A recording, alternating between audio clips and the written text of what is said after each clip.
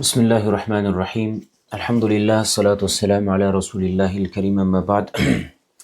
اللهم علمنا ما ينفعنا وانفعنا بما علمتنا وارزقنا علما نافعا يا رب العالمين.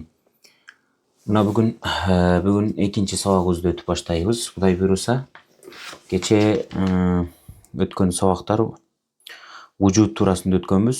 Вujуду харижи, вujуду зехни, андан алардын бөлүнүшүн, андан анын ортосундагы нисбатты өткөн элек. Андан кийин умур амма туурасында өткөнбүз. Умур амма туурасында бир аз кайталай кетсек, ошол вujudтун мавжуд болгон нерсенин 3 аксамын тең баардыгын кабыл кылган болсо, мисалы важип, жавхар, араз үчөөнү тең. Анда мисалы вujud сыяктуу. Анда аны эмне деп айтабыз? Умур амма деп айтабыз. Же болбосо экөөнү камтып ала турган болсо, анда аны да умур амма деп айтабыз. Мисалы худус. Эми кээ бир мындайча айтканда гойру машхур кол боюнча умур амма деп эмнени айтат? 3 мафхумду камтып алган нерсени деп айтат да. 3 мафхум дегенде кайсыл мафхум десе, мафхумдан максат кайсы? Кече түшүндүрүп өткөндөй, бир нерсенин акыл аны тасаввур кылыштыгы, анын жок болуусуну тасаввур кылуу мүмкүн эмес боло турган болсо, анда аны важип деп айтат. Эгерде анын бар болуусуну тасаввур кылуу мүмкүн болуп эмес боло турган болсо, анда аны мумтани деп айтып коет. Мумтани биззат. Аны кийинирээк илахиятта өтөбүз, Кудай буйруса, илахият бабында. Албетте бул жерден бир аз кыскача мафхумат саласы түшүндүрө кетсек, кайсы нерсени акыл бар болуусуну тасаввур кыла албай турган болсо, мындайча айтканда мүмкүн эмес деп чечим чыгара турган болсо, анда ал нерсени эмне деп коет? Мумтани бар болуусуну боло турган болсо, мумтани болот. Мумтани биззат. Эгерде анын жок болуштугуну, мындайча айтканда жок болуштугуну, ал жок болуп калышы мүмкүн эмес деп чечим чыгара турган болсо, анда ал важип дейт. Эгер жок болуусу дагы бар болуусу да экөө тең бирдей боло турган болсо, ал эмне болот? Аны мумкин деп аталат. Ушул мафхумду камтып алган нерселерди эмне деп айтат экен? Умуру амма деп айтат, деп айтышат кээ бирлер. Ушул аркылуу вахдат анан махиятты кошушат далар. Вахдат менен махиятты ушунун катарына кошушат. Мисалы, мумкин деле вахдат тытылап калат, мумкин деле. Себеби мумкинаттардын баардыгын өзү камтып алат дагы, өзү жалгыз баардыгын камтып алгандыктан эмне болот?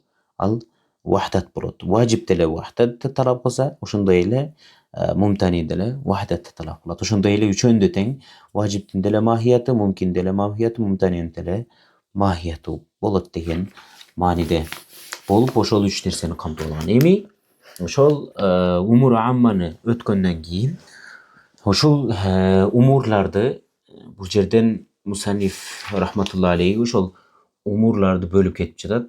Умуру хакыйкия, андан кийин умуру этибария деп бөлүп кетти. Умуру хакыйкия деп эмнени айтат биринчиден?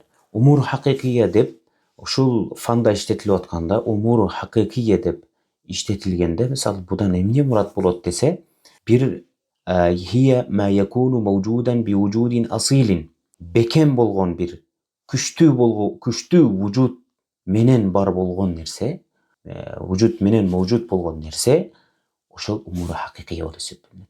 Кандай? Мисалы Заиддин, Амрдын, жердин, асмандын, казайдин ва амрин ва ардин ва сама. Булардын баардыгы эмне? Негизги бекем болгон эмне болуп атат? Күчтүү вujud менен булардын баардыгы бар.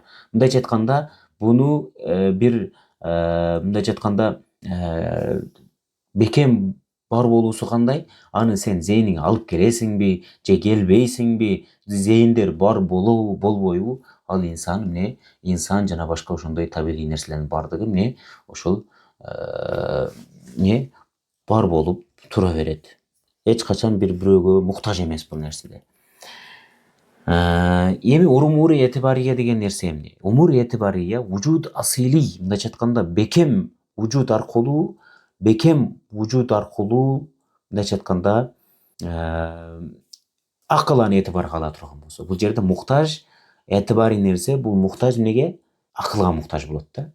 Акыл аны этибарга ала турган болсо бар, этибарга албай турган болсо жок. Эми бул экиге бөлүнөт. Акыл бир нерсени этибарга алдыбы, ал нерсе экиге бөлүнөт. Же болбосо ал этибарга алып аткан нерсеси чын эле вакыан, чын эле акыйкат болот. Эгерде ал этибарга алган нерсеси чын эле вакыян болот, анда onu umur etibariye vakiiye деп аталат. Ал эми экинчиси болсо аны жөн гана этибар гана, жөн эле сенин зээниңде гана. Анын сыртта бир харижде бир башка жерде эмне эч бир анын эмнеси ачык айкын жанагы зээнге алып келип аткан нерсенин ачык айкын эмнеси жок, вужуду жок болуп эсептелинет. Ошол нерсени умур этибария махса деп айтып коет. Жөн эле этибарий нерсе. Анын вакый харижде бир эч бир нерсеси табылбайт деген сөз. Түшүнүктүү деп ойлойм, а? Умур хакыйкый эмне болду? Умур хакыйкый мына табигый, көзгө көрүнгөн, махсус болгон жана ошондой эле махсустан сырткаркы болсун. Мындайча айтканда вужуду асыйлын бекем болгон вужуд менен бар болгон нерсе, зээниңе аласыңбы, албайсыңбы, бар болгон нерсени эмне деп айтып коет экен? Умур хакыйкый деп айтып коет. Экинчиси болсо аны эмне? Зээнге муктаж, акылга муктаж. Кандай десе, хияллати я'табирухал акл. Көрдүңүзбү? Бул жерде бул умур этибарияларды алып келип аткан нерсе бул акыл. Акыл аны этибарга алат бидуни вужудин асилийин. Бекер вужудусуз эле аны не кылып коет экен? Зээнге акыл алып келе алат дейт. Ошону умур этибария деп айталат. Эми зээнге алган нерсе ал чын болот же чын болбойт да. Жалган болушу мындайча айтканда жөн гана мындай эле этибарий болгон нерсе болот. Эми ошону экиге бөлүп атат. Ал-умур ва хия кисмайн. Ал экиге бөлүнөт. Ал-умур кисман экиге бөлүнүп атат. Ал-умур этибария вакыйя, экинчиси умур этибария махза. Жана түшүндүрүп өткөндөй эле ва хия аллати янтази'ухал аклу мин умурин мавжудатин фил хариж. Харижде бар болгон нерселерден акыл аны эмне кылат? Чыгарып алат дейт. Аны акыл сыртта бар болгон, харижде бар болгон нерселерден акыл эмне кылат дейт? Суруп чыгарып алып туруп, зээнине түшүнүккө алып келет дейт. Кандай десе, кал фауқияти мунтазиа минас сама. Асмандан эмнени чыгарып алат? Асмандан фауқиятты акыл түшүнүп жетип алат. Асман кайсы жакта? Фаук. Асман үстүдө. Тахтияттан болсо, тахтиятты жерден чыгарып алат. Жер кайсы? Тахт. Жер кайсы жакта? Тахт. Тахтан келип чыгып атат. Бирок тахт кайсы өзү гана десең, ал тахт өзү жок. Аны тахты, фаукту бул акыл өзү эмне кылып кетет? Акыл аны этибарга алып жатат. Бирок ошол этибарга алынып аткан нерсеси эмне болуп атат? Мындайча айтканда манчасы харижде бар болуп жатат. Манча эмне? Хариждеги манчасы эмне? Асман, ошондой эле жер жана ошондой эле бардык мумкинаттардын худус болуштугу, анын пайда болуштугуну дагы акыл эмне кылат? Бул пайда болгон нерсе, мухтас нерсе. Мухтас болуп аткандан кийин ал сөзсүз түрдө мухтиске муктаж болот деп, ушулардын бардыгыны бул эмне кылат? Эмне болот? Бир важипке муктаж болот. Алла жиле шанухунун важибул вужуд болуштугуну бул акыл эмне кылат? Этибарга чыгарат, бирок этибарга алып атканда эмне? Албетте анын манчасы болот. Ошо манчасы болуп аткандыктан умури этибария вакыйя болот. Түшүнүп болдубу? Экинчиси умур этибария махза. Ал кандай десе, умур этибария махза ушундай нерсе. Ва хия аллати яхтари'уха ал-вахм. Көрдүңүзбү? Буну эмне кылып атат? Үстүдө интиза кылып жатат эле. Интиза дегендин мааниси кандай болуп атат? Бир нерсенин бар эле нерседен эмне кылат? Ошонун бар болгон нерсенин вужудунан эмне кылат? Башка бир нерсени эмне кылат? Алып чыгат деп аткан мааниде. Алып чыгат. Эми бул жерде эмне деп атат? Яхтари'уха ал-вахм. Вахм сенин жөн эле элесиң, вахмың аны эмне кылып чыгат дейт? Яхтари'уха пайда кылат дейт. Түшүнүктүбү? Харижде анын нерсесин манчасы жок. Мындайча айтканда анын жүзияттары бар. Жанагы жүзияттардан жыйнап жүздарды жыйнап алып келип туруп, яхтари'уха эмне кылат? Аны эмне пайда кылат дейт. Вахмда этибарда пайда кылат нерсе дейт. Мисалы, кааньяби агвалин ва инсани зи расайн. Түшүнүктүбү? Бул эмне деп айтат? Ошол жанагы баягы мисалы бизде жаш балдардын эме кылып коебуз го жанагы. Ажыдар келип жатат депчи. Ажыдардын эмне кылабыз? Тиштерин айтабыз, мисалы. Ошол ажыдардын эмне тиштерин айтып, эмне кылабыз? Жаш балдарды коркутабыз го, ажыдар келип жатат депчи. Ажыдар келип жатат деп. Ошол мисалы ажыдарды эмне кылат? Инсан өзү эле зээнден токуп алып туруп эле, мисалы сүрөтүн тартып коюшу мүмкүн же башка болушу мүмкүн. Ошонун эмне чоң тиштерин, динозаврлардын чоң тиштери мисалы, ошолорду эмне кылат? Динозавр өзү жок болсо деле аны эмне дейт? Бул эмне? Ошол акыл аны эмне кылат? пайда кылат дейт. Ошондой эле инсан дер сайын анын эмне эки баштуу инсанды мисалы. Эки баштуу инсан эмне кылат? Бир башты ал жактан алып келет, экинчи башты нар жактан алып келет, экөөнү кошуп туруп бир инсандын башын коюп коет дагы ошентип эки инсандын эмне эки баштуу инсанды өзү инсан тарсавыр кылып алат дейт. Аланки харижде ал барбы жокпу? Жок. Аны эмне кылат? Анын маншасы деле жок, балки анын эмнеси бар экен? Ажза, жүзүяттары, жүздөрү бар. Ошол жүздөрдөн эмне кылат? Чогултуп алып келип туруп, кошуп туруп бир нерсени пайда кылып коет дейт инсан. Түшүнүктүү деп ойлодум, Түшүнүктүү деп ойлойм. Себеби бул жерде эмне болуп атат? Ошол аждарлардын эмнелери, тиштерин дагы ошондой эле эки баштуу инсан деле ошондой болот. Юкалу лахал умурул мавхума айдан. Буларды эмне деп атап коет экен? Жөн гана вахым кылынган нерселер деп эле атап коет дейт. Умур этибария махдаларды умуру мавхума айдан, мавхума эле деп атап коет дейт. Көбүнчө ошол умуру этибария махзаларга кээ бирлеринин вахымы эле вахымда ушул нерсе пайда болуп калат дагы ошону хакыйкат деп сезип алат да. Вахымында ошол нерсе пайда болгондон кийин ушул хакыйкат мындан башка нерсе эмес дейт да. Кээ бир инсандардын вахымы ошол нерселерди эмне кылат дагы? Аны эмне зейинде алып келет, практически мындайча айтканда зейинине бир теориясы биринчи келет. Теория келгенден кийин бирок аны практика жүзүнө аша элек жатып эле аны эмне деп коет? Практика жүзүнө аша элек жатып эле аны эмне адам ойлоп алат, бул ошо буга мисал айта турган болсок, эме да мисалы Дарвиндин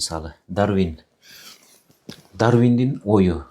Ал Дарвин эмне деп ойлогон? Инсан баласы бул маймылдан жаралган. Мындайча айтканда эме деп айтып коет, араб тилинде татаввур деп коет да, татаввур. Мындайча айтканда кануну татаввурга келип ошондон келип чыккан дейт. Өсүү, бир нерсенин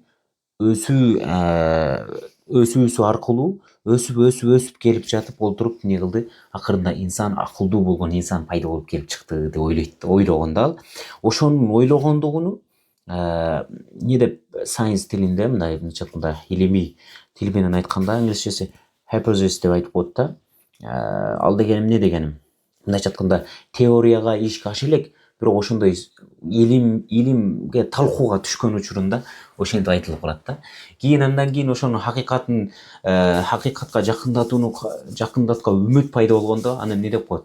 Ага келгенден кийин теорияга келип калат да. Бул теорияга түштү деп айтат. Бирок ал теорияга түшө элек болгон нерсени, теорияга түшкөнгө ылайыктуу боло элек нерсени ал өзү бир вахым менен эле өсүп олтуруп ушул нерсеге жетет эле деди дагы.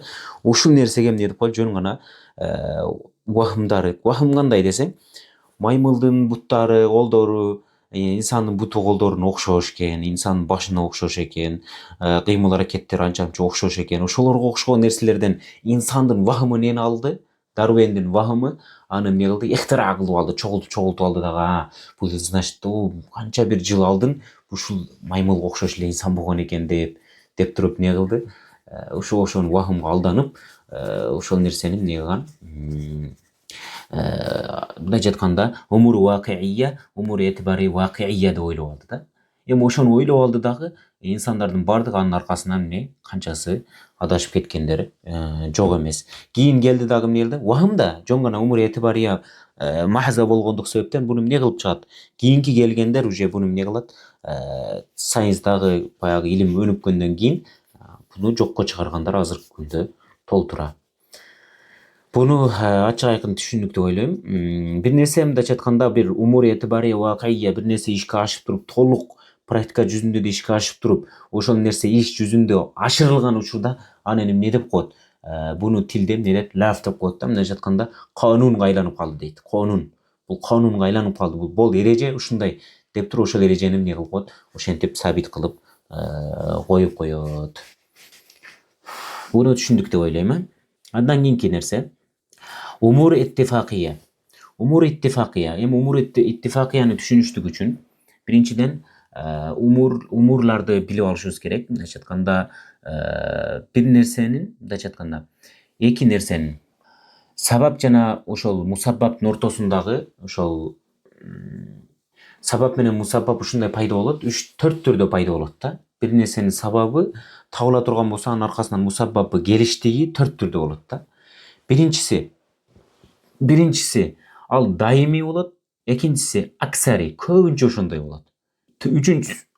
Uchinchisi ne deb qo'yadi? Uchinchisi o'rtachada.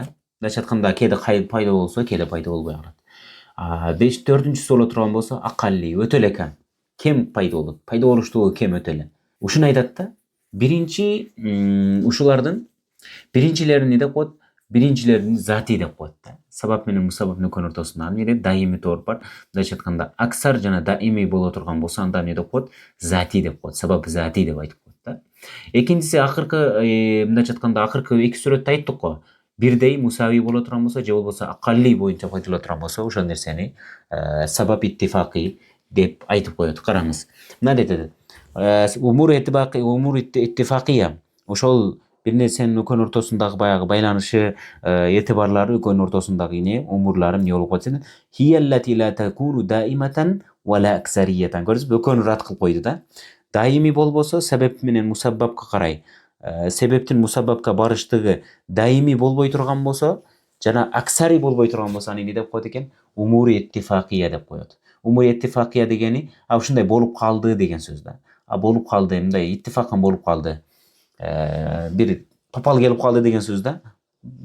Bunday aytganda doimiy emas, jo'ngana topal kelib qoldi, dal kelib qoldi degan so'zda, tushunibdi? Al endi birinchilarim kim bo'lsa, ularda ne deb qo'yadi? Sabab zatiy deb atab qo'yadi. Hashiyani qarasangizlar, hashiyada dile bu narsa bor. Hemi keyingidan tushuna turgan bo'lsak, bir narsaning shunday bir narsaning xorijda, sirtda bir mistaq aga tusha turgan o'rdi bo'la turgan bo'lsa, javob bo'lsa, sirtda tusha turgan o'rdi yo'q bo'ladi. Bunday aytganda mistaqi aning aga sadiq kela turgan narsasi ne bo'ladi? Bor bo'ladi. Ikkinchisi bo'lsa yo'q bo'ladi-da. Agarda bor bo'la turgan bo'lsa, ana ma'qulatul ula deb qo'yadi. Tushundingmi? Ma'qulatul ula. Ma'qulatul ula degan ne desa, aytadi: "Hiya ma yakunu lahu mistaqun fil xarij." Xorijda aning orduna kela turgan narsa bo'lsa, bunday tusha turgan narsa bo'lsa, mistaqi bo'lsa degan so'z. Mistaq degan ham ne masadaqa alayhida, aga ne bo'la turgan? Tusha turgan narsani aytib qo'yadi-da. Papal keladi, bunday aytganda sadiq kela turgan narsani aytib qo'yadi-da. Xorijda mistaqi bo'lgan narsani ma'qulatul ula deb aytib qo'yadi. Masalan, inson tasavvur qilsang ne bo'ladi? İnsan tasavvuri keladi-da zenge. İnsan bo'lib keladi-da bayağı fard inson. Zayd Amir Bakr. Ikkinchisi hayvon. Hayvon desam ne keladi? O'shalar hayvonlarning ichidan ne? Janoq at, eshakda boshqa narsalar ne? Zenge kelib o'ltiradi. Chunki bunday aytganda aning mistag'i xorijda bor. Insonning mistag'i bormi? Xorijda Zayd Amir Bakr bordigi keladi.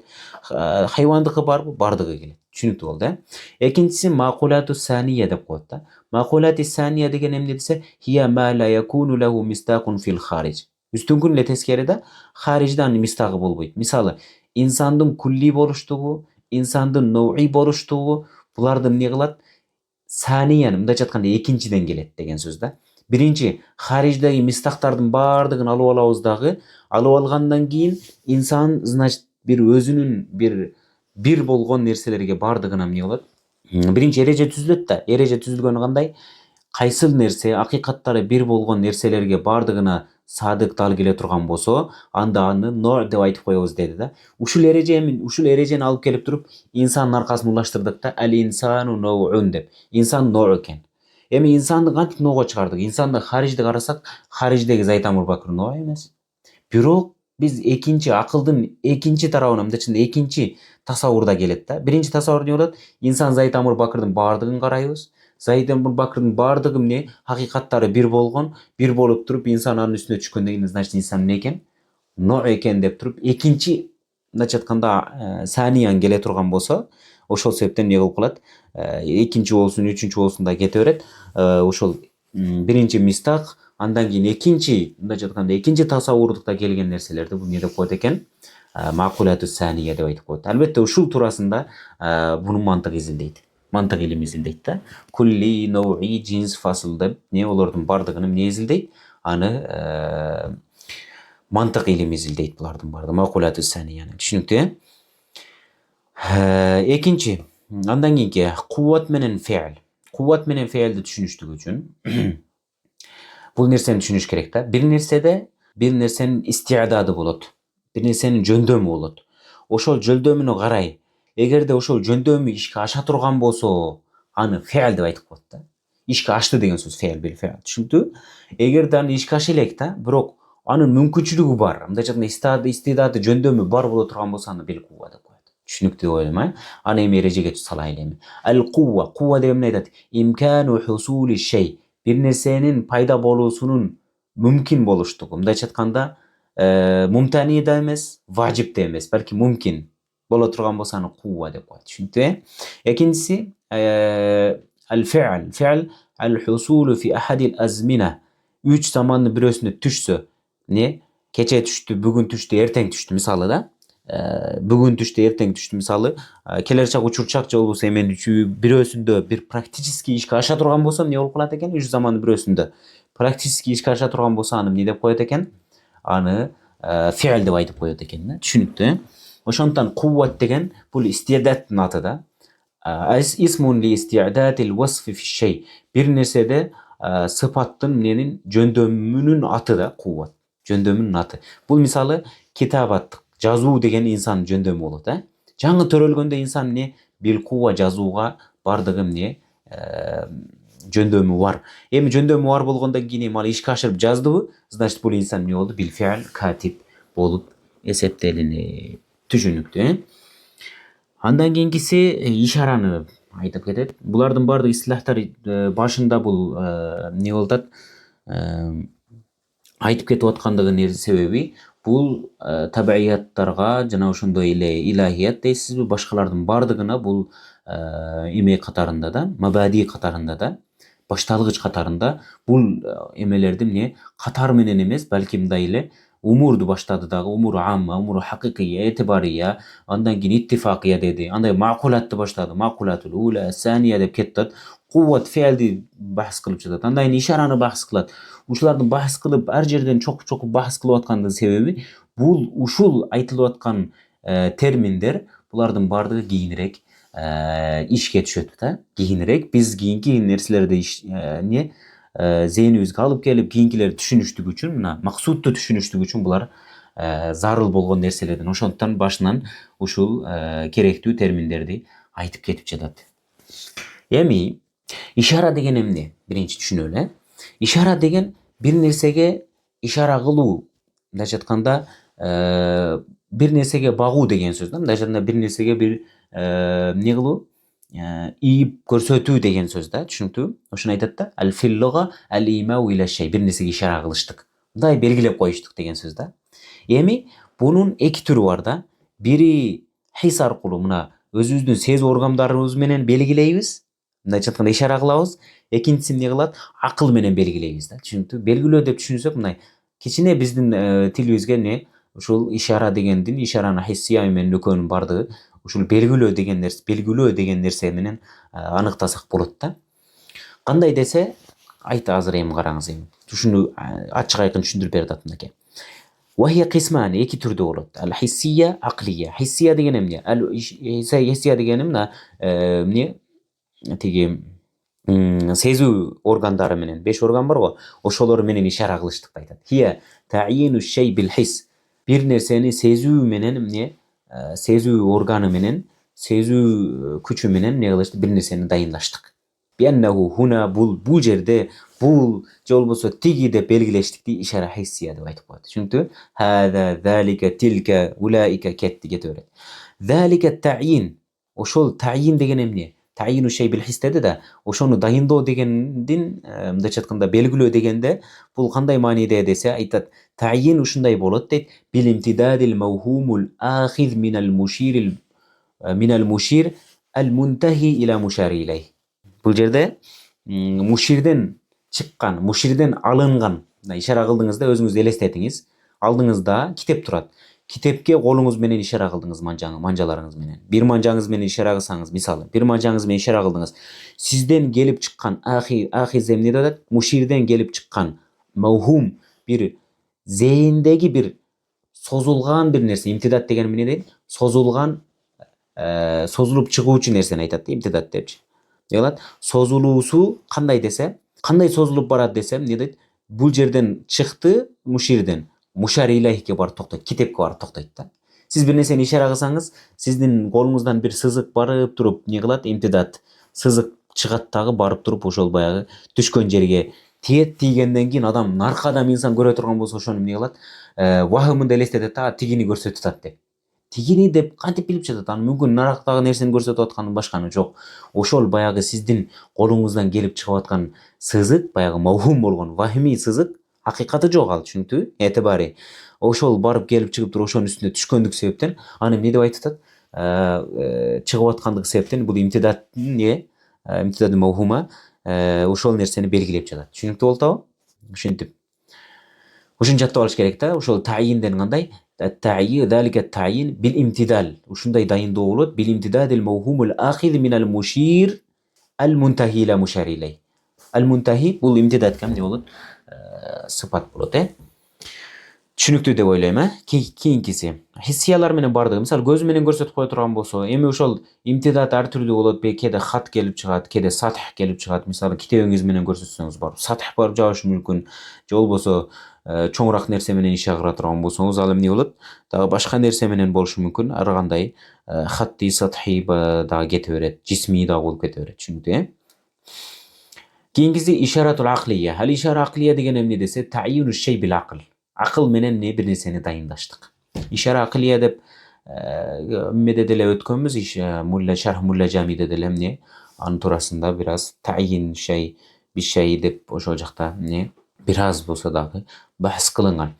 Таъйину шей бил акл. Бир нерсени акыл менен дайындаштыкты да эмне деп ишара аклия. Ошондуктан хада деген сөз менен эмне акыл менен ишара берген нерсе акылий нерселерге дагы кайтарсак боло берет деп уламалар ушул жерден алып келип чыккан да. Значит, буда деле таъйин, ал тигиде деле таъйин. Экөөндө тең ишара бар. Ошол ишара аркылуу эмне дейт? Хаза хакыйкатан ишара хиссияга коюлгандыгы менен бирок эмне hukman тигилерге эмне ишараларга иштетиле берет, ишара аклияларга. Таъйину шей бил акл. Бир нерсени акыл дайындап алыштыгы. Ва залика би илтифатин нафс ила шей. Бул жерде жанагындай эмес да. Бул таъйиндоонун менен тиги үстүдөгү таъйиндин экөөнүн айырмасы бар. Үстүнкүсү баягы келип чыккан сызык менен болуп атса, кийинкиси болсо эмне болот? Эмне менен болуп атат? Илтифатин нафс ила шей. Бир нерсеге жөн гана бурулуп коюштугу гана да. Бир жерге көңүлдү таштап коюштугу менен эле бихайсу якун мумтазанан гайри. Башкалардан аны ажыратып коюштугу менен эле болот дейт. Түшүнүктүү болду, илтифатун нафс ила шей бихайсу якун мумтазан ан гайриhi. Мумтазан ан гайриhi. Башкадан ажырай турган деңгээлде нафстын бир нерсеге эмне бурулуусу менен дайындалат дейт ишара аклия. Эми кийинкиси ал-вада деген эмне?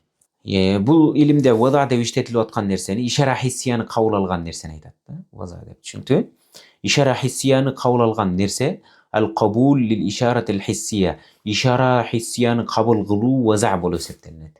Эми кайсыл нерсе ишара хиссияны кабыл кылып бүтө турган болсо, кабыл кыла турган болсо, нерсени кабыл кылуу ал-вада, ал эми кабыл кылынган нерсе, кабыл кылганы ал эмне болот? Ал-мавду' деп аталат. Түшүнүктүбү?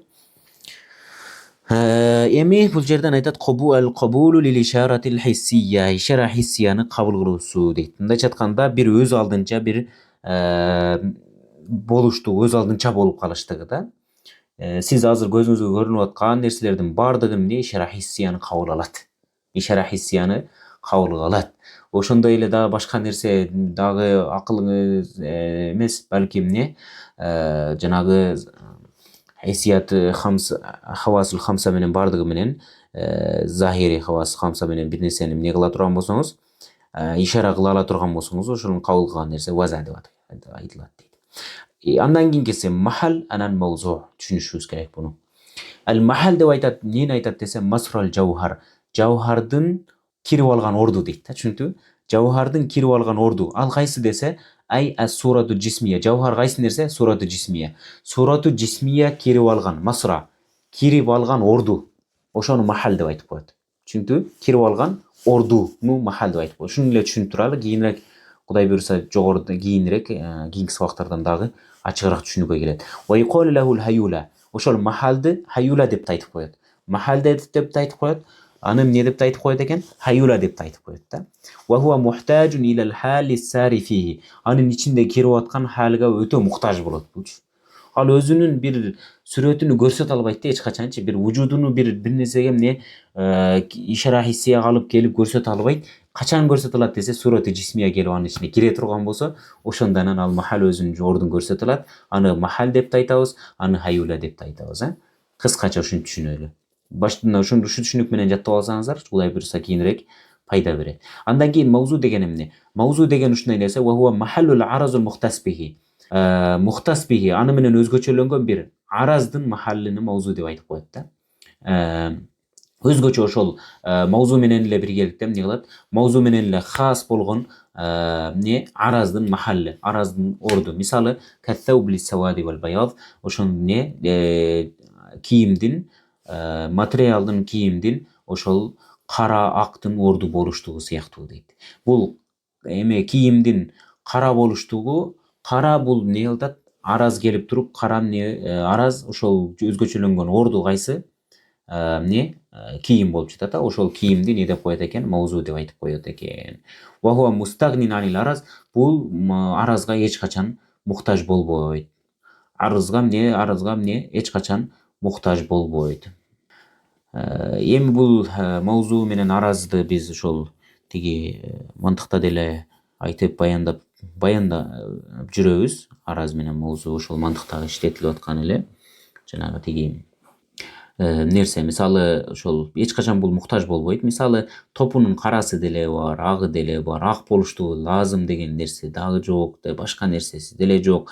Мындайча айтканда эч качан муктаж эмес. Аразсыз деле ал эмне тура берет. Баягы өзгөчөлөнүп аткан аразсыз эле ал махал тура берет. Ошол нерсени мавзу деп айтат да. Бул жерден айтып аткан нерсе эми махал менен мавзунун айырмасын жогоруда бул жерде ошол хикмат илиминдеги эмесин баяндап кетти ишаратан. Кандай десе, масрал жавхар, экинчиси махаллул араз. Мавзуну эмне деп айтат десе, махаллул араз. Араз менен өзгөчөлөнгөндүгү мавзу деп айтат. Ал эми жавхар менен өзгөчөлөнгөндүгү, хаюла башка нерсе менен аны махал деп айтат. Кудай буйруса ушуну менен бул сабагыбыз да аягына чыкты. Мабадилердин бир аз эмелерин өттүк. Кийинкилерден Кудай буйруса фана уалдан баштайбыз. Жанагы өткөндө бөлгөн табияттарды бөлдүк. Ошол бөлгөн жерде фима яумул аджсам деп ошол жисимдардын баардыгын камтып алган нерселерде кандай нерселер иштетилинет, кандай истилахтар иштетилинет, алардын баардыгын Кудай буйруса кийинки сабакта өтөбүз. Ассаламу алейкум ва рахматуллахи ва баракатух.